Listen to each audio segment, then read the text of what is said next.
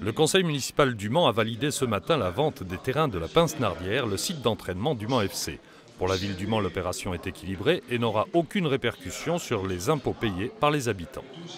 Il fallait permettre au club de se restructurer financièrement. C'est un peu compliqué, sans que la ville ne mette un sou dans le club. On accepte de lui vendre un terrain pour que lui-même puisse valoriser l'investissement immobilier qu'il a fait sur ce terrain, et la collectivité va toucher 1,9 million.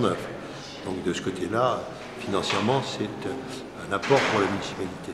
Cette vente est de fait une opération financière permettant au club Le Mans FC de récupérer de l'argent afin d'avoir une trésorerie suffisante pour la saison à venir. L'acquéreur est une société civile immobilière montée par des entreprises proches du club qui va maintenant louer l'ensemble des installations au Mans FC. La vente du centre rapporte 5,2 millions d'euros. Il faut rembourser les emprunts qui courent encore et qui sont de 1 million d'euros. Enfin, l'achat du terrain est de 1,9 million, ce qui laisse au club 2,3 millions d'euros de trésorerie. Cet apport est nécessaire pour présenter à l'organisme de contrôle de gestion de la Ligue de football un budget sain pour la saison à venir. Nous avions anticipé les augmentations de capital. Nous avions aussi prévu, puisque les bâtiments nous appartiennent ici, de vendre ces bâtiments de façon de renforcer les fonds propres du club.